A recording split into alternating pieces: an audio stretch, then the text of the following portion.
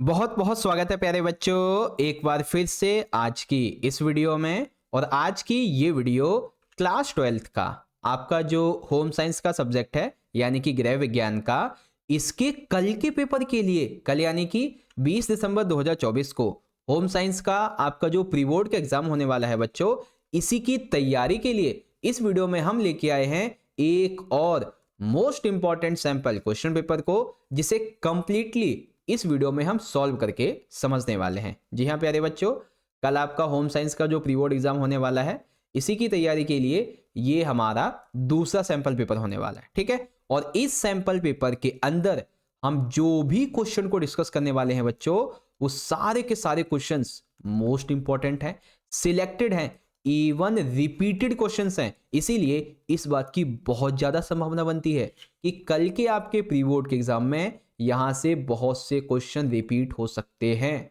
ठीक है। इसीलिए मैं कह रहा हूं बच्चों कि वीडियो को कंप्लीटली एंड तक जरूर देखना, आपकी प्रिपरेशन, आपकी प्रैक्टिस बहुत अच्छे से करवा दूंगा, ठीक है। तो चलो बच्चों शुरू करते हैं। पहले पेपर का पैटर्न समझेंगे। तो पेपर आपका 3 घंटे का आएगा और ये 70 नंबर का आता है। और पेपर के पैटर्न को समझने के लिए हमें इसके सामान्य निर्देश जरूर पढ़ने चाहिए। तो होम साइंस के पेपर में आपके 4 खंड होंगे और टोटल जो है वो 35 प्रश्न रहने वाले हैं। खंड ए जो रहेगा, इसमें 1 से 14 है, ये आपके बहुविकल्पीय प्रश्न होंगे एक एक नंबर के, यानी कि पेपर में आपके 14 एमसीक्यू आने वाले हैं।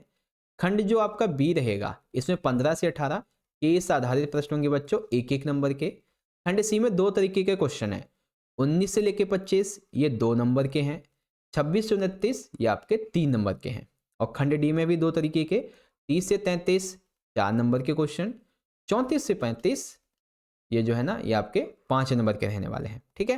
तो हम इस पेपर को 2 वीडियो में समझेंगे। ये हमारी पार्ट 1 की वीडियो है जिसमें आधा पेपर समझ लेंगे।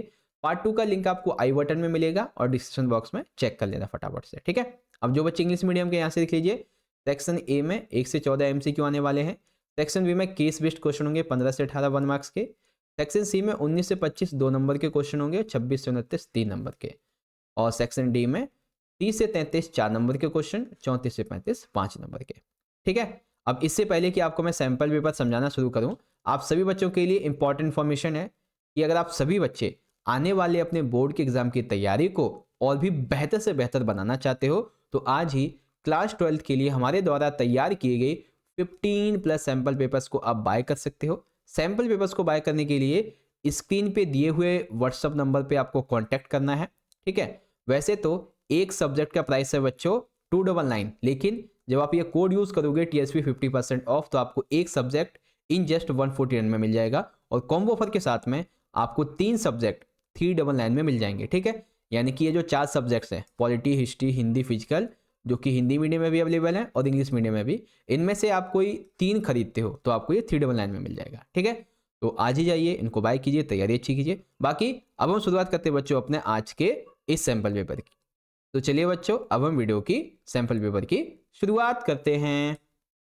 देखिए, इससे पहले मैं आपको एमसीक्यू क्वेश्चन करवाऊं आप सभी को, मेरी तरफ से आपके अभी फिलहाल में आपका जो कल प्री बोर्ड का एग्जाम होने वाला है, ठीक है, उसके लिए मेरी तरफ से ऑल द बेस्ट। अच्छे से पेपर करके आना, ठीक है। कोई तैयारी नहीं, कोई हमने कमी नहीं छोड़ी है। अगर आप चाहेंगे तो मैं आपके लिए एक लाइव सेशन भी अटेंड कर सकता हूं। अगर आप कहते हैं ज्यादा से ज्यादा, आप अगर कमेंट करते हैं सभी बच्चे कि सर जी एक लाइव सेशन लेना चाहिए, ठीक है, जिसमें हम इंपॉर्टेंट क्वेश्चन को डिस्कस करें, अगर आप कमेंट करते हैं तो रात को 9 बजे हम आपके लिए लाइव सेशन भी अटेंड कर लेंगे, ठीक है बच्चों।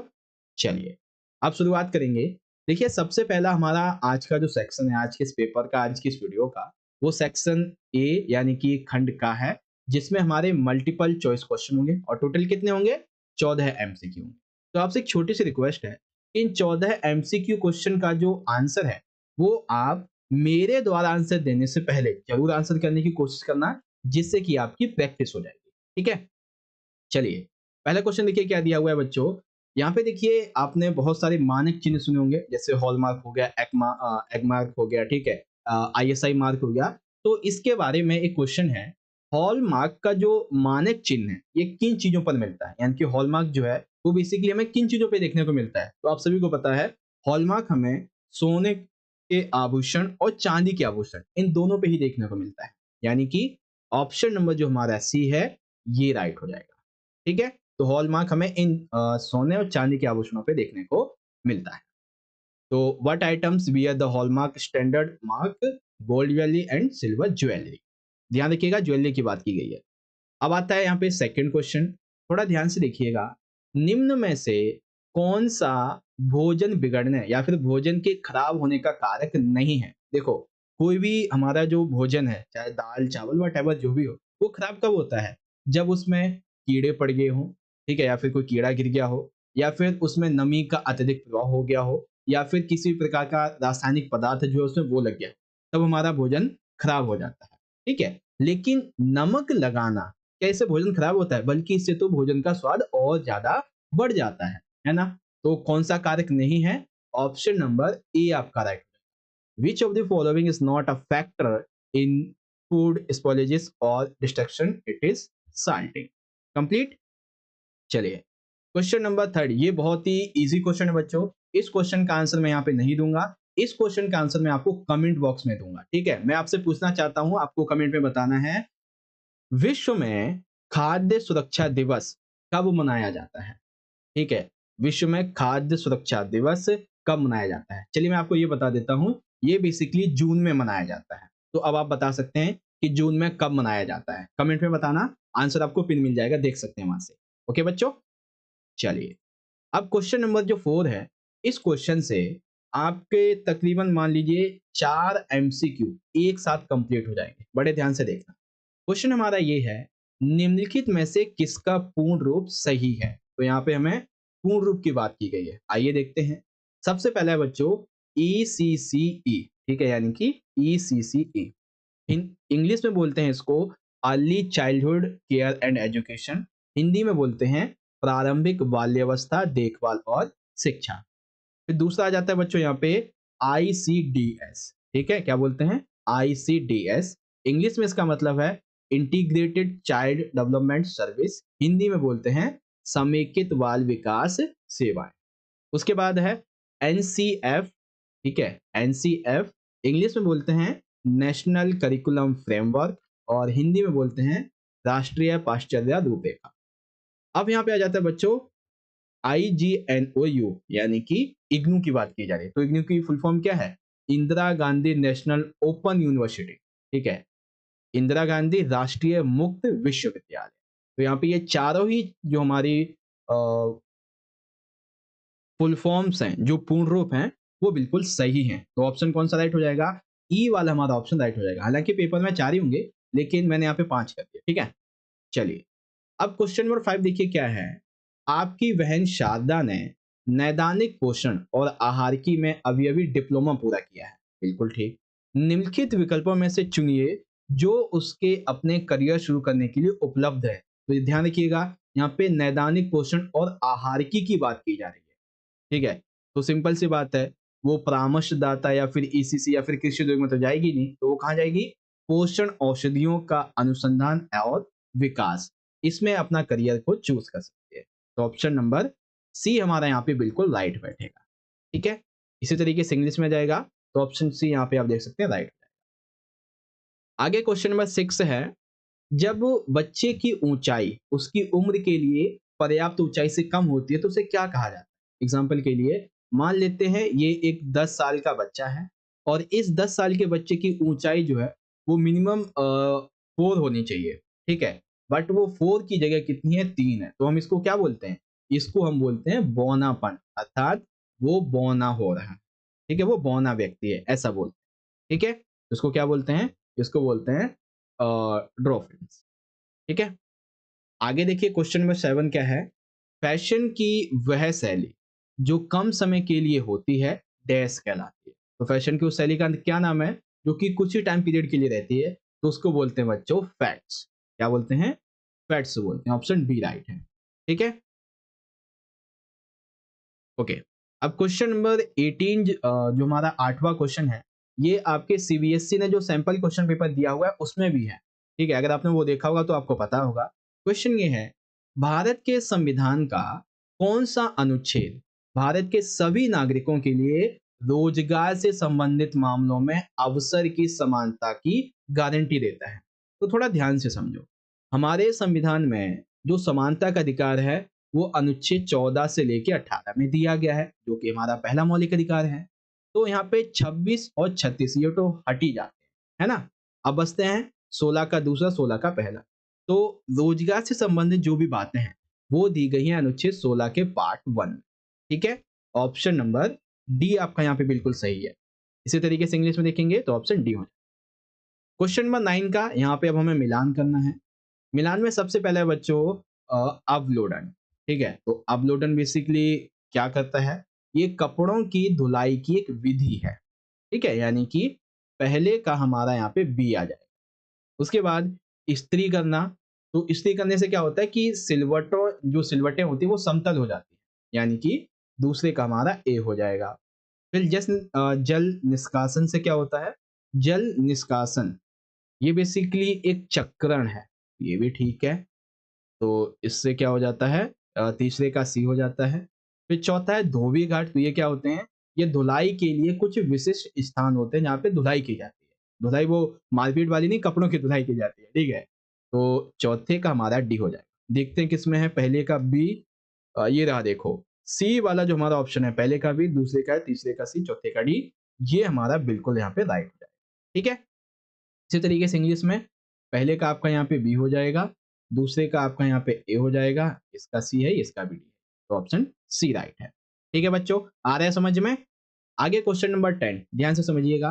क्वेश्चन दिया गया है, वर्ष 1920 में पहनने के लिए तैयार वस्त्रों के उत्पादन के साथ फैशन परिधान एक महत्वपूर्ण व्यवसाय के रूप में स्थापित हुआ। अर्थात यहाँ पे बताया गया है कि फैशन परिधान जो था वो 1920 के बाद में बहुत तेजी से एक व्यापार के रूप में स्थापित हुआ। बिल्कुल ठीक है। कारण ये रहा कि फैशन के अंदर डिजाइन, विभिन्न प्रकार के निर्माण, वितरण, विपणन, विपणन यानी कि व्यापार की बात हो रही है, विज्ञापन, प्रचार, परामर्श के क्षेत्रों में लाखों लोग व्यवसाय प्राप्त कर रहे हैं। बिल्कुल ठीक है भाई, क्योंकि आजकल फैशन जो है ना वो बहुत ज्यादा आगे बढ़ चुकी है, जिसकी वजह से बहुत सारे लोगों को रोजगार भी मिलता है। तो जी हाँ, ये बात यहाँ पे बिल्कुल सही है, और कारण जो है वो इसकी एकदम सही व्याख्या भी करता है। तो कौन सा ऑप्शन हो जाएगा, अभिकथन ए राइट है, कारण आर भी राइट है, और आर ए की सही व्याख्या भी करता है। ठीक है बच्चों, चलिए इसी तरीके से इंग्लिश में जाएगा, ऑप्शन ए ठीक है, आर भी ठीक है, बाकी ये पॉइंट यहाँ पे आ जाएंगे। फिर यहाँ पे देखते हैं, अब आता है हमारा क्वेश्चन नंबर 11 जो कि दिया गया है, निम्न में से कौन सा आतिथ्य उद्योग क्षेत्र के अंतर्गत नहीं आता, यानी कि इसमें से ऐसा कौन सा पार्ट है जो कि हॉस्पिटैलिटी इंडस्ट्री के अंदर नहीं आता है। तो देखो, इसमें पर्यटन बिल्कुल शामिल है, बैठक बिल्कुल शामिल है, लेकिन क्या पर्यटन के दौरान विभाग कोई भी होटल मैनेजमेंट वगैरह करवाता है, नहीं करवाता। तो क्या है, ऑप्शन बी है हमारा। बैठक यानी कि मीटिंग करते हैं होटल में जाके, क्या होटल में जाके शादियां करते हैं बड़े बड़े, ये जो 400-500 लोग बुलाते हैं, ऐसा होता है, नहीं होता है। तो बी हमारा राइट है। Okay, marriage is the not part of hospitality industry. आगे देखिए क्वेश्चन नंबर 12 है, इसमें से हमें बताना है बच्चों कि इनमें से कौन सा HACCP का कार्य नहीं है। ठीक है, HACCP इसका कौन सा इसमें से कार्य नहीं है, ध्यान से देखिएगा। सबसे पहला यह है खाद्य सुरक्षा निश्चित करने का एक उपागम है, बिल्कुल ठीक है। इससे नियमित रूप से अच्छी गुणवत्ता वाले जो उत्पाद है इनका आश्वासन दिया जाता है, बिल्कुल ठीक है। इससे खाद्य संस्करण या फिर खाद्य निर्माण के किसी भी स्तर पर खतरों का पताया लगाया जा सकता है, बिल्कुल ठीक है। लेकिन ये कहना कि इसमें केवल उत्पादों को संशोधन का कुशलतापूर्वक उपयोग करने में सक्षम बनाता है, ये गलत है। ठीक है, तो कौन सा गलत हो जाएगा हमारा, ये डी वाला। ओके, जो कि कार्य नहीं है। तो अगर आपसे पेपर में आ जाए 2 नंबर में HACCP के 2 कार्य बताइए, तो आप ये ए बी सी में से कोई भी 2 लिख देना, ठीक है। उसके बाद इंग्लिश में आपकी ये तीनों राइट है, बस डी गलत है। क्वेश्चन नंबर 13 ये मैंने आपको मिड टर्म के पेपर में भी करवाया था। फैक्ट्री अधिनियम 48 के अनुसार क्या कहा गया, तो इसके अंदर ये कहा गया था कि किसी भी उद्योग में यदि 30 से अधिक महिला काम कर रही हैं तो वहां पे शिशु सदन की व्यवस्था होना अनिवार्य है, ताकि अगर वो महिला गर्भवती है या फिर उसका छोटा बच्चा है तो वहां पे छोड़ के वहां पे रह के वो काम को कर सके। ठीक है, तो ये धारा 48 के अनुसार कहा गया था, यानी कि महिलाओं के लिए ये। ठीक है, तो इंग्लिश में देखेंगे ऑप्शन सी राइट हो जाएगा। आगे आता है क्वेश्चन नंबर 14। केंद्रीय दत्तक ग्रहण संसाधन संस्थान CARA, ठीक है, ये संस्थान वो पहाड़िया संथाल वाले नहीं, ये संस्थान की बात हो रही है। आखिर इसका गठन क्यों किया गया था? ठीक है, तो देखिए जैसा कि नाम से पता चलता है केंद्रीय दत्तक ग्रहण संस्थान, तो बेसिकली गोद लेने के नियमों को और अच्छा और एकदम जेन्युइन और अच्छा बनाने के लिए, आसान, अच्छा, जेन्युइन बनाने के लिए इसकी स्थापना की गई थी। किसकी? सेंट्रल अडॉप्शन रिसोर्सेस एजेंसी, ठीक है, CARA, इसकी यहाँ पे इसीलिए स्थापना की गई थी। किसके लिए? To simplify and strengthen the rules of adoption. Okay, well, यहाँ पे आप देख सकते हैं सेक्शन ए के हमारे जितने भी क्वेश्चन थे 14 MCQ वो हमने कंप्लीट कर लिए हैं और आपको भी पता चल गया होगा कि आपने कितनी तैयारी कर रखी थी अपनी। ठीक है, अब बारी आ जाती है हमारे अगले सेक्शन की, जो कि है सेक्शन नंबर बी। अब सेक्शन बी के अंदर 4 हमारे MCQ होंगे, 15 से 18। तो आइए देखते हैं। एक केस दिया गया है, आप इस केस को चाहो तो पढ़ लो, क्योंकि हम पढ़ेंगे नहीं, काफी ज्यादा टाइम लग जाएगा इस चीज में। ठीक है, सीधा क्वेश्चन की बात करेंगे। क्वेश्चन ये है बच्चों, SMOI द्वारा दिया गया मानकीकरण चिन्ह कौन सा है? ठीक है, तो ये जो मानकीकरण चिन्ह है बच्चों, ये होता है सिल्क मार्क। कौन सा होता है? सिल्क मार्क होता है। ठीक है, उसके बाद निम्नलिखित में से कौन सी उपभोक्ता की समस्या नहीं है? तो यहाँ पे आपका एक 2 नंबर का बच्चों क्वेश्चन कंप्लीट होगा। आपसे पूछा जाएगा पेपर में, उपभोक्ता की समस्याएं लिखिए। ठीक है ना, तो क्या क्या समस्या होती हैं? उपभोक्ता को मिलावटी सामान मिलता है, ठीक है, वस्तु पर पूर्ण जानकारी नहीं लिखी होती है, उसे नकली या फिर कोई जाली उत्पाद मिल जाता है, तो ये सभी क्या है? उसकी समस्याएं हैं। लेकिन उसको उचित कीमत पर वस्तु मिले तो क्या ये उसकी समस्या है? नहीं, ये तो उसके लिए अच्छी बात है। तो कौन सी समस्या नहीं है? ए वाला पॉइंट यहाँ पे राइट है। ठीक है, इंग्लिश में CPA का पूरा नाम क्या है? तो CPA क्या है? Consumer protection act. तो क्या है? उपभोक्ता संरक्षण अधिनियम। ऑप्शन नंबर बी हमारा यहाँ पे राइट है। ओके, अब देखिए क्या लिखा हुआ है कि निम्नलिखित में से कौन सा कथन गलत है? तो देखते हैं। उपभोक्ता संगठन उपभोक्ता को कानूनी सलाह देते हैं, बिल्कुल ठीक। उपभोक्ता को शिकायत निवारण प्राप्त करने का अधिकार है, बिल्कुल ठीक है। अगर हमें शिकायत है किसी प्रोडक्ट के मामले में, कोई समस्या है, तो हम उससे शिकायत कर सकते हैं। उसके बाद उपभोक्ता को शिकायत निवारण संस्थाओं की जानकारी होनी चाहिए, बिल्कुल ठीक है। शिकायत निवारण के लिए खरीदी गई वस्तु की रसीद लेना आवश्यक नहीं, ये गलत है भाई। अगर आप शिकायत कर रहे हैं तो आपके पास उस वस्तु की रसीद होनी चाहिए कि आपने उसको कहाँ से खरीदा, कितने में खरीदा, ये रसीद होनी चाहिए आपके पास। ठीक है, और ये क्या कहता है कि नहीं होनी चाहिए, तो ये गलत हो जाएगा। ठीक है, ऑप्शन नंबर आपका डी यहाँ पे रॉन्ग बनता है। आई होप आप समझ गए होंगे अच्छे तरीके से। तो ये कॉन्सेप्ट हो गया सेक्शन बी के बारे में। अब बारी आती है इंग्लिश में। तो इंग्लिश में देखेंगे कि आप पहले यहाँ से पढ़ लेना केस स्टडी को। क्वेश्चन मैं आपको बता देता हूँ। SMOI, ये जो मार्क है बेसिकली ये सिल्क मार्क के रूप में उपयोग होता है। उसके बाद में कौन सा कंज्यूमर प्रॉब्लम नहीं है, तो getting things at a fair price, और 2 नंबर में कौन सी प्रॉब्लम है ये लिख देना। ठीक है, CPA का फुल फॉर्म है कंज्यूमर प्रोटेक्शन एक्ट। यहाँ पे प्रोटेक्शन ही कुछ और आना चाहिए था। उसके बाद विच of the following statement is wrong, that is option number D. ठीक है बच्चों, ऑलरेडी हमारे 16-17 मिनट हो चुके हैं एंड आई होप आपको समझ में आ रही होंगी सारी चीजें। अब हम बात करेंगे बच्चों अपने सेक्शन नंबर सी। ठीक है, सेक्शन सी के अंदर 2 नंबर के और 3 नंबर के क्वेश्चन, तो बड़े ध्यान से देखिएगा। ठीक है, चलिए क्वेश्चन नंबर 19 देखिए हमारा क्या कहता है। क्वेश्चन पहला ये कहता है, नीतू वस्त्र एवं परिधान क्षेत्र में जीविका बनाना चाहती है, यानी कि करियर बनाना चाहती है, तो उसके पास में कौन से 4 विकल्प होंगे? किसमें? वस्त्र एवं परिधान के क्षेत्र में। तो वो क्या क्या कर सकती है अपने फ्यूचर में इस क्षेत्र में? तो उसके सामने कई सारे विकल्प खुले होंगे। सबसे पहला तो वो एक वस्त्र निर्माण डिजाइनर उद्योग में काम कर सकती है, यानी कि जो कपड़े बनाने वाली फैक्ट्री है या फिर कपड़े बनाने वाला जो उद्योग है वहां पे काम कर सकती है। वह स्वयं अनुसंधान भी कर सकती है। ठीक है, वस्त्र निर्माण कंपनी में काम कर सकती है। एक स्वतंत्र कार्यकर्ता बन सकती है, यानी कि खुद की अपनी फैक्ट्री, खुद का अपना उद्योग लगा सकती है, और साथ ही व्यापार भी कर सकती है उस चीज का। बहुत सारे रास्ते हैं उसके पास में। ठीक है, तो वस्त्र एवं परिधान के क्षेत्र में ये जीविका के जो ऑप्शन है वो खुले रहेंगे। उसके बाद में अथवा में क्वेश्चन है बच्चों, वस्त्रों की सफाई को प्रभावित करने वाले कोई 4 कारक।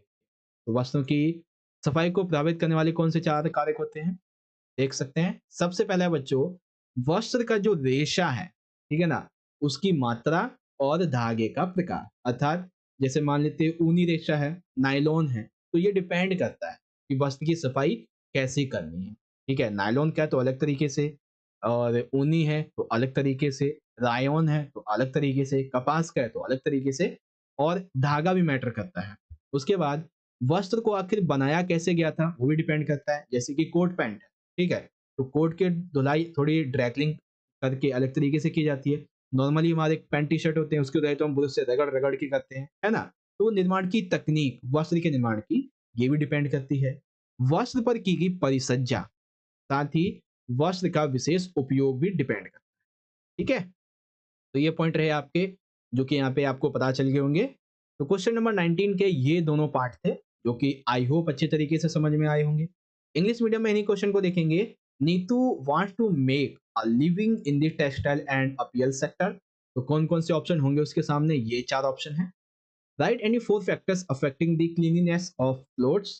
तो कौन कौन से 4 हैं वो आप इजीली यहाँ से देख सकते हैं। चलिए, क्वेश्चन नंबर 20 की बात करते हैं। 2 नंबर का क्वेश्चन है, भारत के लुप्त होते हुए परंपरागत व्यवसायों में किस प्रकार सुधार लाया जा सकता है? कोई 2 पॉइंट लिखने हैं आपको, ठीक है, लेकिन मैं आपको 4 से 5 बताऊंगा ताकि 4 नंबर का क्वेश्चन आ जाए तो आप सारे लिख दें। ठीक है, तो देखो, भारत में जो लुप्त हो रहे परंपरागत व्यवसाय हैं, इनको ना कई तरीकों से सुधारा जा सकता है। सबसे पहला तो, जो ये कार्य कर रहे थे व्यक्ति, परंपरागत व्यवसाय, इनको प्रशिक्षण सुविधाएं दी जाएं कि आप अपने कार्य को कैसे अच्छा बना सकते हैं। ठीक है, कार्य में एक नई डिजाइन बनाई जाए, ठीक है, एक नया प्रेजेंटेशन लेके आया जाए, पर्यावरण हितैषी कच्चे माल का उपयोग किया जाए। ठीक है, साथ ही नवीन संरक्षण व परिष्करण नीतियों का उपयोग किया जाए। आधुनिक परिदृश्य में गैर सरकारी संस्थाओं और सरकार के द्वारा भारतीय कला को प्रोत्साहन दिया जाना, ये इसी के अंतर्गत आता है। तो कई सारे तरीके हैं, उनको सुविधाएं दो, नई डिजाइन बनाओ, कच्चे माल का उपयोग करो, नई संरक्षण नीतियां बनाओ, परिष्कृत नीतियों का उपयोग करो, जिससे आपको आपके काम में कमी हुई थी, जिन गलतियों से उनको सुधारो। और भी बहुत सारे तरीके हैं, तो कुछ कुछ अपनी तरफ से और एक आधा पॉइंट यहाँ से उठा लेना। ठीक है, इंग्लिश में, how can India's disappearing traditional business be improved. तो किस तरीके से हो सकता है? ये पॉइंट है जिसके माध्यम से ये कार्य किया जा सकता है। ठीक है, चलिए, अब यहाँ पे क्वेश्चन नंबर 21 है। ये तो नॉर्मली आप अपनी आम जिंदगी से भी जोड़ के देख सकते हैं। क्वेश्चन क्या है? उच्च रक्तचाप के खतरे को बढ़ाने वाले 2 कारण लिखिए। ठीक है, अगर पेपर में पूछा जाए 4 नंबर में 4 कारण बताइए, तो आप सारे लिखना, 2 में केवल। तो उच्च रक्तचाप यानी कि जो ब्लड प्रेशर है, आखिर इसके बढ़ने के क्या कारण होते हैं? सबसे पहला तो ये है, जब आप अधिक लवण युक्त खाद्य पदार्थ खा लेते हैं, अर्थात जब आप अधिक नमक वाला खाना खाते हैं तो इससे आपका बीपी हाई हो जाता है। उसके बाद अधिक सोडियम अंश वाले संशोधित खाद्य पदार्थों का उपयोग करते हैं, तब ऐसा हो जाता है। आपको पता है आपको उच्च रक्तचाप हो चुका है, ठीक है, तो ऐसे में आपको शारीरिक गतिविधियां करनी चाहिए, वॉकिंग करनी चाहिए, कुछ व्यायाम करना चाहिए, ठीक है, लेकिन आप करते ही नहीं है। तो कम शारीरिक गतिविधियां, ये आपके ब्लड प्रेशर के खतरे को और ज्यादा बढ़ा देती है, जिससे हार्ट अटैक आने तक की भी संभावना हो जाती है। और आजकल के मॉडर्न वर्ल्ड में हर एक व्यक्ति इस मॉडर्न वर्ल्ड में तनाव से, टेंशन से जूझ रहा है, तो वो भी एक सबसे बड़ा कारण है। पोटेशियम से परिपूर्ण फल, सब्जी, अनाज, दालों का कम उपयोग करते हो, ठीक है, तो आप फल नहीं खाते हो, हरी सब्जियां नहीं खाते हो, दालों को नहीं खाते हो, सिर्फ आलू आलू खाए जा रहे हो, उसमें से कार्बोहाइड्रेट होता है जो कि ब्लड प्रेशर के लिए खतरा ही है ना।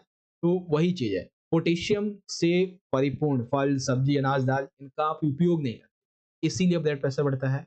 साथ ही आप कम कैल्शियम को खाते हैं, तो ये भी है। तो बहुत सारे रीजन है जिसकी वजह से कैल्शियम बढ़ता है, मतलब कैल्शियम नहीं, सॉरी, रक्तचाप बढ़ जाता है। ठीक है, तो ये पॉइंट है। अगर आपसे पेपर में 4 नंबर में आ जाएगा तो आप लिख देंगे ये सारे पॉइंट, बहुत ही ईजी हैं। आगे, right 2 reasons that increase the risk of high blood pressure. तो ये पॉइंट है आपके, यहाँ से पढ़ सकते हैं। ठीक है, आगे आ जाता है बच्चों क्वेश्चन नंबर 22। किशोर न्याय यानी कि बच्चों की देखरेख और संरक्षण अधिनियम जो कि 2015 में आया था। आखिर ये था क्या, समझाइए। तो देखो एमसीक्यू में इस क्वेश्चन आ सकता है कि किशोर न्याय अधिनियम, बच्चों की देखरेख और संरक्षण अधिनियम कब आया था। तो याद रखिए 2015 में। अब ये था क्या, तो ध्यान से देखिए।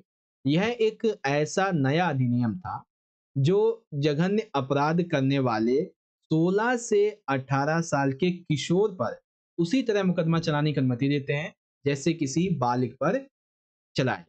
अर्थात ये एक ऐसा अधिनियम था 2015 का जिसके तहत ये कहा गया था जो बाल अपराध में लिप्त बच्चे हैं 16 से 18 साल के, ठीक है, उन पर उसी तरीके से मुकदमा चलाया जाएगा जिस तरीके से किसी 18 साल से ऊपर के व्यक्ति पे चलाया जाता है। ठीक है। उसके बाद जुवेनाइल जस्टिस एक्ट आया 2008, उससे पहले ही आया था, जिसके तहत ये कहा गया था कि 18 साल से कम आयु के किसी भी किशोर पर किसी भी प्रकार का मुकदमा चलाया जाना संभव नहीं है। लेकिन देखा गया कि अपराध और बढ़ गए हैं, तब जाके ये 2015 में नया अधिनियम आया कि हाँ, मुकदमा चलाया जाए 16 से 18 साल के बच्चों। ठीक है। इस अधिनियम में गोद लेने के लिए माता पिता की योग्यता और गोद लेने की पद्धति को भी शामिल किया गया है। ठीक है। तो ये कुछ पॉइंट थे बच्चों किशोर न्याय अधिनियम 2015। बहुत ही छोटा क्वेश्चन था, आई होप आप समझ गए होंगे। इंग्लिश में देखेंगे तो व्हाट इज जुवेलियन जस्टिस एक्ट या फिर care and protection of children act 2015। तो क्या है इसके बारे में आप यहाँ से पढ़ सकते हैं। अब हम बात करते हैं अपने अगले क्वेश्चन की जो कि काफी इजी है। ठीक है। एक एक नंबर के दो क्वेश्चन है। होटल तथा मोटल किस प्रकार की सुविधाएं प्रदान करते हैं। सबसे पहले होटल की बात करेंगे, फिर मोटल की बात करेंगे। होटल जो है ये बहुत ही बड़े बड़े व्यापारिक प्रतिष्ठान होते हैं जो कि अतिथियों के रहने का स्थान, भोजन और कई प्रकार की सेवाएं भी प्रदान करते हैं। ठीक है। मोटल क्या है, मोटल जो है वो होटल का एक छोटा सा पार्ट होता है। ठीक है। होटल से पार्ट नहीं, मतलब होटल जैसा ही एक छोटा होता है, उसके आकार से छोटा होता है लेकिन सेवाएं होटल जैसी ही देता है। ठीक है। साथ ही ये कमरे के पास पार्किंग की सुविधा भी प्रदान करते हैं, कमरे का दरवाजा ही पार्किंग स्थल में खुलता है, कुछ ऐसी भी ये बातों को प्रोवाइड करवाते हैं। ठीक है। तो ये डिफरेंस है होटल और मोटल में, यानी कि होटल का छोटा ही स्वरूप मोटल होता है, सिंपल सा कॉन्सेप्ट। ठीक है। तो आई होप आप समझ गए होंगे। इंग्लिश में आ जाता है आपका यहाँ पे होटल्स एंड मोटल्स किस प्रकार की सुविधाएं देते हैं, तो वो आप यहाँ से पढ़ सकते हैं। अब यहाँ पे 2 नंबर का अगला क्वेश्चन हमारा ये है, थोड़ा ध्यान से पढ़ना फिर यहाँ पे हम बात करेंगे। क्वेश्चन हमारा ये है बच्चों, खाद्य पदार्थों को नष्ट होने से बचाने के लिए संशोधित विधियों की मूलभूत संकल्पना क्या है। अर्थात अभी हमने देखा था एक एमसीक्यू के अंदर कि हमारा भोजन आखिर नष्ट क्यों होता है, तो 3 कारण हमने देखे थे। ठीक है।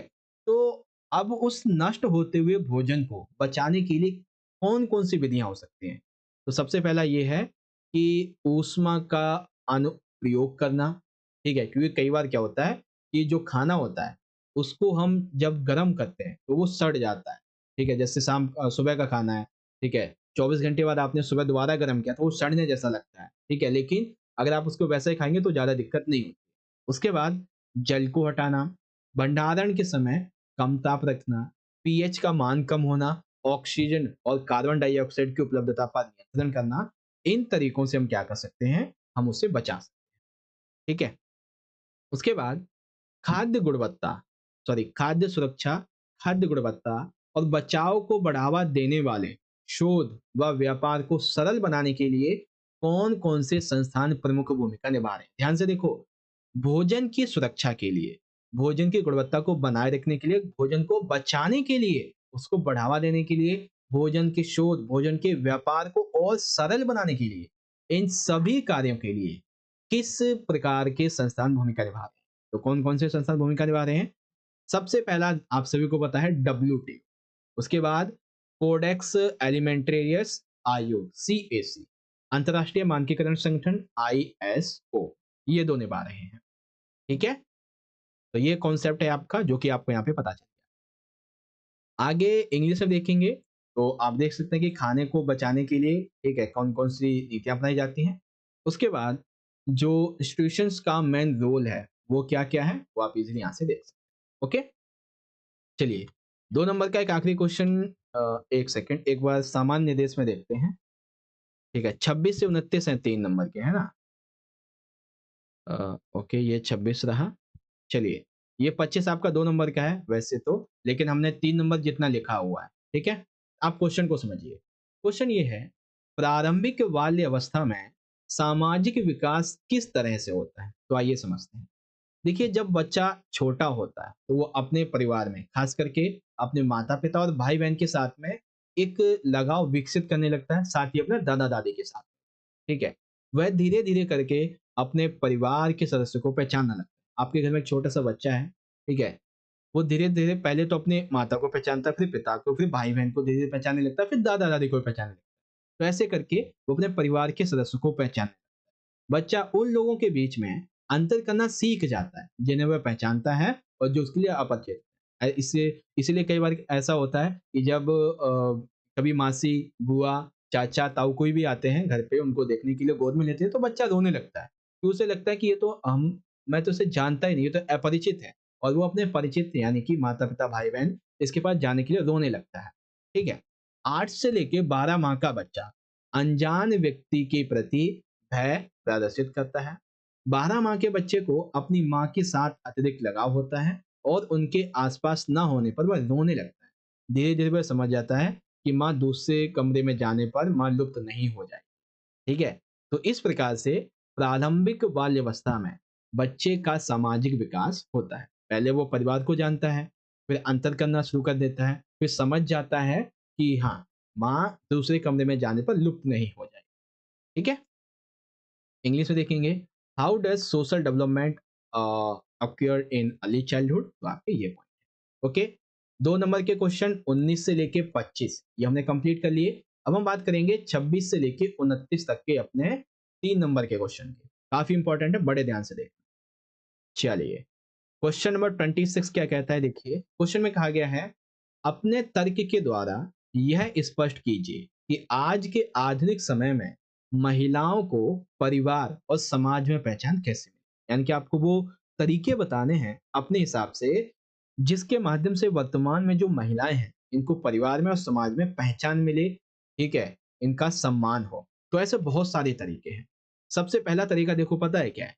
वर्तमान में महिलाओं के प्रति कुछ ज़्यादा मानसिकता खराब नहीं है, लेकिन फिर भी आज के टाइम पे कुछ ऐसे रूरल एरिया हैं, जहाँ के लोगों की जो मानसिकता है, वो बहुत ही पिछड़ी हुई है। तो ऐसे जगहों के लोगों की मानसिकता को आधुनिक बनाना पड़ेगा। दूसरा, समाज की अभिवृत्ति और नज़रियों को बदलना है क्योंकि समाज का नज़रिया महिलाओं के लिए बहुत ही गलत है। ठीक है? तो उस नज़रिए को बदलना पड़ेगा। हमें ये सारी चीज़ें करने के लिए महिलाओं की शिक्षा की दर में बढ़ोतरी करनी होगी। यानी कि महिलाओं को हमें ज़्यादा से ज़्यादा शिक्षित करना होगा, उन्हें पढ़ाना होगा। उसके बाद महिलाओं को उच्च पदों पर भी नियुक्त करना होगा। साथ ही महिलाओं के द्वारा किए गए घरेलू कार्यों को आर्थिक गतिविधि के रूप में गिनना भी इसके अंदर शामिल है। इवन परिवार के अन्य सदस्यों के घरेलू कार्यों में महिलाओं की भागीदारी होनी चाहिए। इसलिए आपने कई बार देखा होगा कि हमारे घर में जो माता पिता होते हैं, ठीक है, पापा तो चले जाते हैं काम करने के लिए, वो जब वापस आते तो कहते हैं तुमने पूरे दिन किया ही क्या है, ठीक है ना, क्योंकि वो तो घरेलू कार्यों में रह जाती हैं। लेकिन उनसे एक दिन के लिए ये बोल दो ना, आज खाना बनाओ, आज तुम बर्तन धो, आज तुम झाड़ू पोछा करो, आज तुम कपड़े धो, आज तुम ये करो, आज तुम कमरे की सफाई करो, तो वाट लग जाएगी उनकी, है ना? तो वही चीज़ है। इसलिए महिलाओं के घरेलू कार्यों को आर्थिक गतिविधि के रूप में गिना जाना चाहिए और जो अन्य सदस्य महिलाओं के अलावा घर में, उनको भी उनके कार्यों में भागीदारी लेनी चाहिए, ठीक है ना? इससे महिलाओं को परिवार में, समाज में सम्मान मिलेगा। ये सारे तरीके हैं जिसके माध्यम से वर्तमान में महिलाओं को परिवार और समाज में पहचान दिलाई जा सकती है। इसके अलावा और भी तरीके हो सकते हैं आपके हिसाब से, ये तो मैंने अपने हिसाब से बता दिया। ओके? अब इसका अथवा वाला क्वेश्चन देखिए, वृद्धजनों की देखभाल के लिए कार्यक्रम, संस्थाएं कार्य कर रही हैं। इन्हीं 3 का वर्णन कीजिए। यानी कि वृद्धजनों की देखभाल के लिए बहुत सारे कार्यक्रम चल रहे हैं, बहुत सारी संस्थाएं काम कर रही हैं। कोई 3 आपको बतानी है। तो आइए देखते हैं बच्चों। वृद्धजनों के लिए कार्यक्रम या संस्थाएं। तो सबसे पहले बच्चों, बहु सेवा केंद्र। तो ये बहु सेवा केंद्र क्या करते हैं? ये वृद्धजनों के लिए इनकी देखभाल, इनकी शिक्षा, इनको मनोरंजन के अवसर प्रदान करते हैं। साथ ही जब ये एक साथ रहते हैं तो उनको बहुत सारे दोस्त भी मिल जाते हैं। ठीक है? गाँव से और बड़े-बड़े दूर-दराज के इलाकों से जो वृद्ध लोग आते हैं, इनको मोबाइल चिकित्सा देखभाल इकाइयाँ भी प्रदान की जाती है, अर्थात मोबाइल के माध्यम से चिकित्सा प्रदान की जाती है। साथ ही वृद्धजनों के लिए जो अपंग हैं या फिर सुनने में अक्षम हैं, उनकी सहायता के लिए सहायक यंत्र भी ये संस्थाएँ प्रोवाइड करवाती हैं। साथ ही जो बुजुर्ग थेरेपी के लिए बाध्य हैं, तो उनको ये प्रोवाइड करवाती हैं। विभिन्न प्रकार के भौतिक चिकित्सा केंद्र भी इन्होंने खोले हुए हैं, ठीक है? अल्ज़ाइमर रोग या फिर पागलपन के जो रोगी हैं, इनके लिए डे केयर सेंटर यानी कि दैनिक देखभाल केंद्र भी बनाए गए हैं। तो ये सारे जो कार्यक्रम है, जो संस्थाएँ हैं, वो उनके लिए कार्यरत हैं वर्तमान, ठीक है? तो दोनों क्वेश्चन आपके कंप्लीट हो गए यहाँ पे। अ, वर्तमान में महिलाओं को समाज में कैसे पहचान मिलेगी, परिवार में और वृद्धजनों के लिए कार्यक्रम और जो बातें थी उसके बारे में। तो explain your logic how women will get recognization in family and the society today's modern time. तो क्या क्या हो सकती हैं, ये पॉइंट आप यहाँ से पढ़ सकते हैं, ठीक है? Many programs institutions are working to take care of the elderly, describe anything. तो कौन कौन से हैं वो आप इजीली यहाँ से पढ़ सकते हैं, ठीक है बच्चों? ओके, तो अब हम बात करते हैं अपने अगले क्वेश्चन की, 3 नंबर के, क्वेश्चन नंबर 27। इसमें देखो, यहाँ से लेके इतना जो पार्ट है वो इस क्वेश्चन में नहीं है। क्वेश्चन ये है, वस्त्रों की देखभाल एवं रखरखाव के विभिन्न स्तरों का वर्णन कीजिए। तो इसके रखरखाव के बहुत सारे स्तर हैं, देखभाल के तकरीबन 4 से 5 हैं। तो याद रखना, ये क्वेश्चन आपका 4 से 5 नंबर में भी आ सकता है। मैंने 3 नंबर में लिया हुआ, ठीक है? सबसे पहला जो देखभाल एवं रखरखाव का स्तर है, वो है बच्चों घरेलू स्तर। क्योंकि देखो, घरेलू तौर पे हम जो भी कपड़े डेली बेसिस पे पहनते हैं, जो भी हमारी डेली बेसिस पे उपयोग होने वाली पोशाक है, तो उन वस्तुओं की धुलाई और रख-रखाव आसानी से हम घर पे कर सकते हैं, ठीक है? फिर आता है व्यावसायिक स्तर। कुछ विशेष वस्तुओं और वस्त्रों की धुलाई हम केवल लॉन्ड्री में ही करवा सकते हैं। एग्जाम्पल के लिए जैसे कोट पैंट हो गया, ठीक है? तो ये व्यावसायिक स्तर पर आ जाते हैं, जो कि व्यावसायिक व्यक्ति करते हैं और कुछ चार्ज भी करते हैं। ओके, तीसरा है व्यवसायी व्यक्ति, यानी कि एक धोबी की बात। तो ये क्या करते हैं, ये घरों से छात्रावास यानी कि जो हॉस्टल्स होते हैं, होटल होते हैं, रेस्टोरेंट होते हैं, इन संस्थाओं से कपड़े लेते हैं, अपने स्थान पे लेके जाते हैं, कहाँ पे? धोबी घाट पे, और उनकी धुलाई करके वापस ले जाते हैं, ठीक है? तो तीसरा स्तर हो गया धोबी घाट, यानी कि एक व्यवसायी व्यक्ति। चौथा है लॉन्ड्री, यानी कि ड्राई क्लीनिंग की दुकान है। यहाँ पर ग्राहक धुलवाने के लिए स्वयं वस्त्र को लेके आते हैं और कुछ दिन बाद धुले हुए और इस्त्री किए हुए वस्त्र को वापस ले जाते हैं। ग्राहक कोई संस्था या व्यक्ति हो सकता है, यानी कि कोई एक व्यक्ति स्वयं कर सकता है या फिर उसने अपना एक कंपनी बना रखी होती है, वो भी कर सकता है, ठीक है? कुछ धुलाई घर वस्त्र ले जाने और पहुंचाने की भी सेवा देते हैं आजकल के टाइम पे, ठीक है? फिर आते हैं व्यावसायिक धुलाई घर। इन धुलाई घरों में वस्त्र की विभिन्न धुलाई प्रक्रियाओं के अलग अलग विभाग, ठीक है? कपड़े निरमा में भिगोने के लिए अलग, ठीक है? उसके मैल निकालने के लिए अलग, सुखाने के लिए अगर अलग, इस्त्री के लिए अलग, पैकिंग के लिए अलग। तो व्यावसायिक धुलाई घर ये होते हैं, ठीक है बच्चों?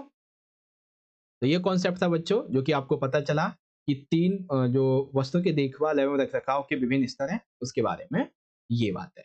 समझ गए? इंग्लिश में describe the different levels of care and maintenance of 3 fabrics of food item. हाँ? 3 फैब्रिक्स ये नहीं करना, ठीक है ना? फूड आइटम्स नहीं आएगा। ये आपके 5 लेवल हैं, आप यहाँ से देख सकते हैं। कंप्लीट है? House hold level, professional level, business person यानी धोबी, लॉन्ड्री और dry cleaning shops and commercial laundries.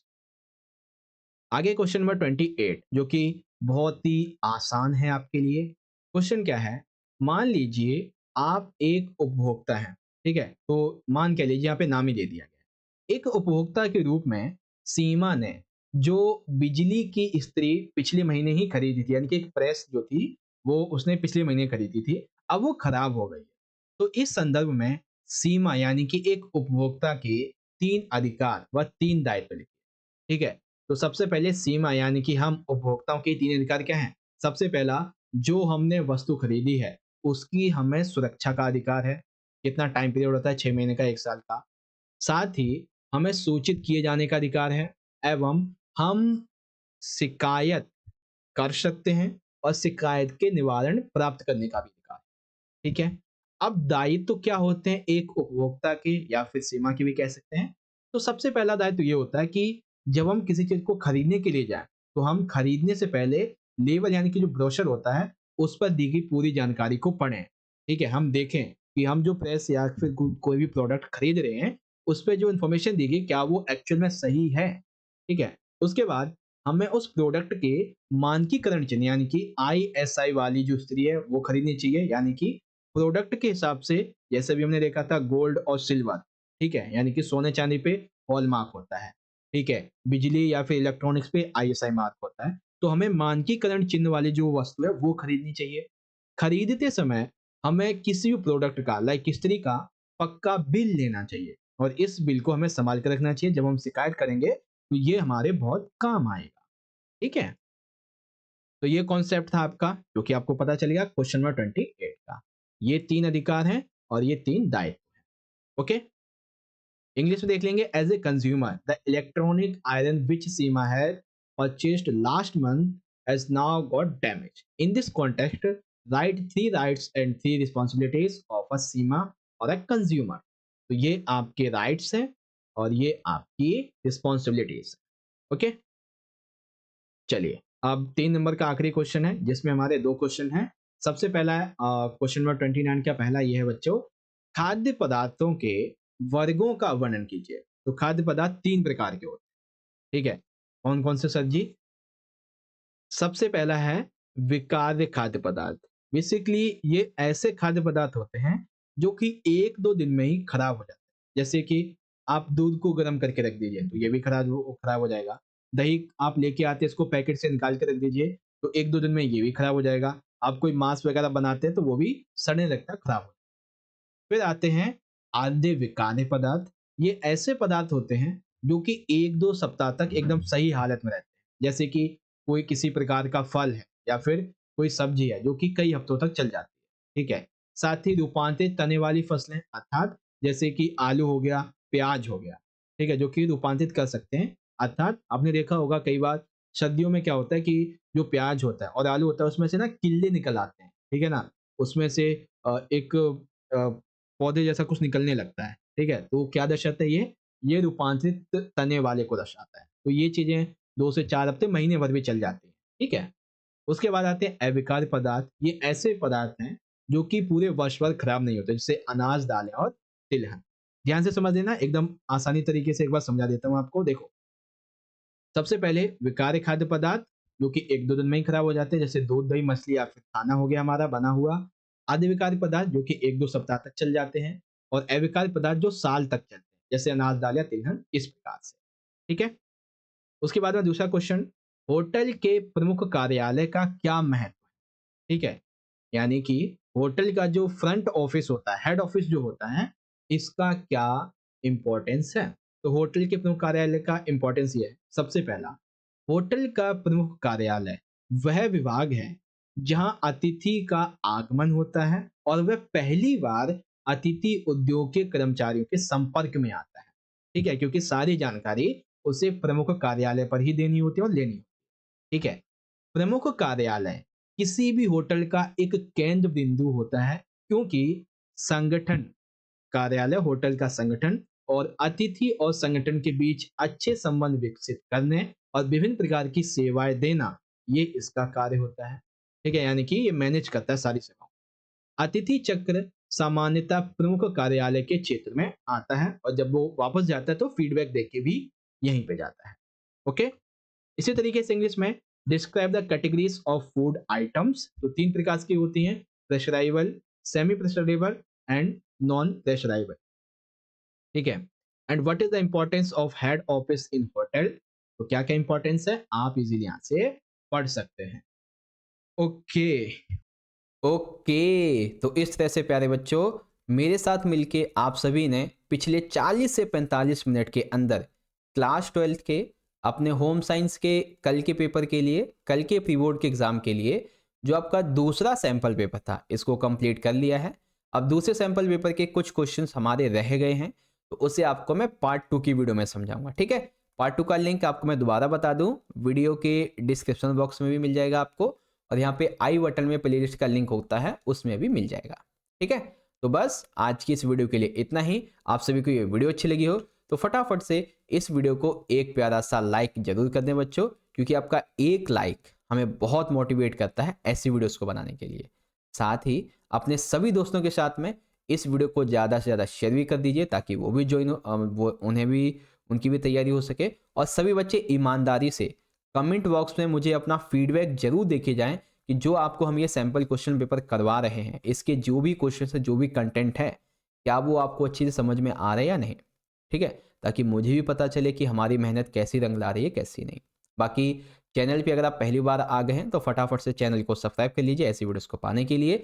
बाकी एक बार फिर से आप सभी को मैं रिमाइंड करवा देता हूं कि अगर आप सभी आने वाले अपने बोर्ड के एग्जाम की तैयारी को और भी बेहतर से बेहतर बनाना चाहते हो तो आज ही क्लास 12 के लिए हमारे द्वारा बनाए गए 15+ सैम्पल पेपर्स को आप बाय कर सकते हो।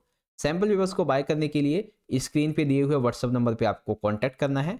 वैसे तो एक सब्जेक्ट का जो प्राइस है बच्चों वो है 299, लेकिन अगर आप ये कोड यूज़ करते हो TSP 50% ऑफ, तो आपको ये 149 में मिल जाएगा। इवन जो हमारे पास में अभी 4 सब्जेक्ट्स हैं, polity, history, Hindi, physical, Hindi और इंग्लिश मीडियम में, इन चारों में से अगर आप कोई 3 इनमें से चारों में से कोई भी 3 एक साथ बाय करते हो तो ये आपको 399 में भी मिल जाएंगे। ठीक है, तो एक इंपॉर्टेंट इन्फॉर्मेशन थी, तो जाइए फटाफट से बाय कीजिए, तैयारी कीजिए। बाकी मिलते हैं बच्चों आपसे अगली वीडियो में इस सैम्पल पेपर 2 के पार्ट 2 की वीडियो के साथ। तब तक के लिए पढ़ते रहिए, अपना ख्याल रखिए। बहुत बहुत धन्यवाद। जय हिंद, जय भारत, वंदे मातरम।